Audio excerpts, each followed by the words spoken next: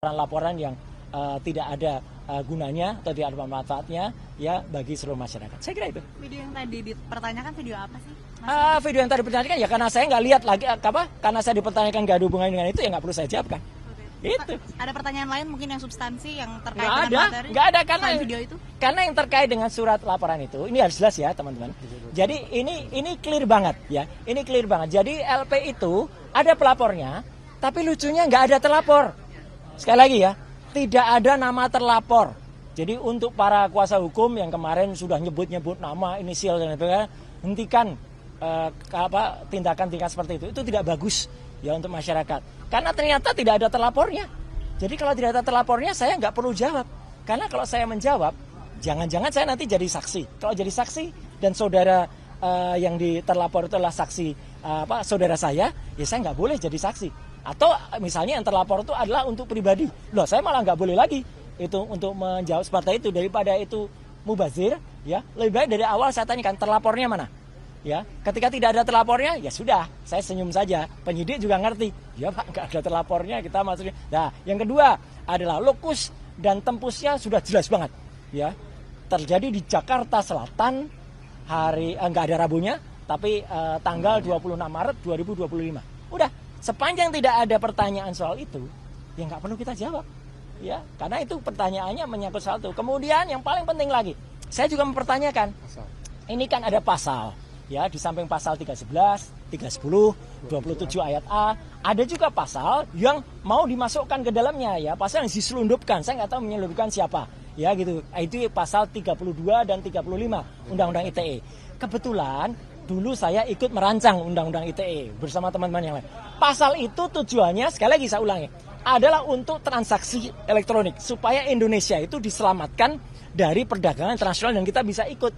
Bukan pasal untuk mempidanakan orang. Jahat sekali kalau ada orang menggunakan pasal itu untuk mempidanakan seseorang. Kayak dulu kasus Mbak Prita Mulyansari. Jahat sekali.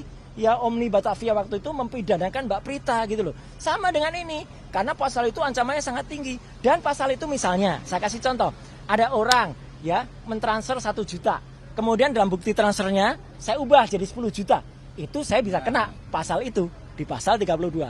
Ada orang memposting sebuah dokumen elektronik namanya ijazah misalnya. Dia katakan itu asli gitu. Padahal ternyata orang yang punya ijazah mengatakan saya nggak pernah mengeluarkan ijazah itu loh. Lah berarti yang memposting ijazah itu salah seorang kader dari partai itu. Kena pasal itu harusnya. Justru itu ya kalau yang smart begitu. Jadi saya tadi tanya, dokumen elektroniknya mana? Belum ada Pak dokumen elektroniknya. Ya sudah. Kalau belum ada dokumen elektroniknya ya nggak usah diterima. Jadi saya tadi tidak minta berhenti. Tapi memang selesai pemeriksaannya. Selesai karena nggak ada lagi yang bisa ditanyakan. Ya, karena jawaban saya smart, sharp pada pertanyaan-pertanyaan yang harusnya ditanyakan. Dan penyidik sekali lagi anak buah Pak Kapolda dan juga anak buahnya Pak Kapolri menjalani tugas dengan baik. Dia juga nggak ngeyel, ya dia tanya, oh iya Pak, baik Pak. Kalau profesional dan malah kita kasih kuliah tadi panjang, ngobrol di dalam bagus sekali dan juga bagus. Jam 12 tadi saya diberi waktu untuk sholat zuhur, makan, sholat, kemudian juga hari ini begitu sudah selesai, ya selesai udah di print clear, semua sudah saya teken, tanda tangan, ya, dan saya berharap hal yang sama terjadi pada teman-teman yang mungkin ikut diundang, ya, saya harapkan mereka menjawab dengan sharp and clear and clean dan smart, gitu. Tadi next agenda kira-kira ada di Belum ada, karena selesai. Karena pemeriksaan saya selesai. Saya tidak minta berhenti atau dihentikan, tidak. Ya, Anda tahu teman-teman, saya alhamdulillah sehat walafiat, ya gitu jasmani. Meskipun rohani saya tadi juga bilang di dalam. Saya rohani agak lihat ini apa ini pasal kok banyak sekali kayak gini.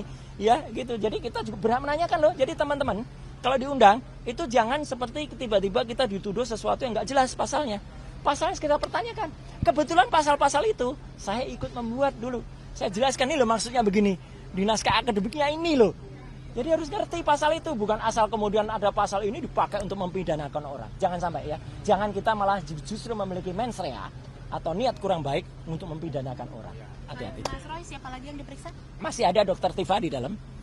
Dan moga-moga Dokter Tifa juga sama. Moga-moga bisa smart dan clear dan menjawab.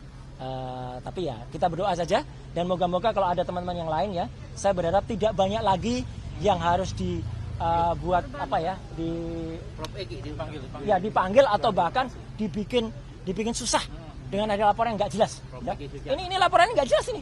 Laporan kok nggak ada yang terlapor. Sekali lagi loh ya, bohong kalau dikatakan sudah ada terlapornya. Nggak ada. Dalam klarifikasi itu belum ada terlapornya. Ya, itu.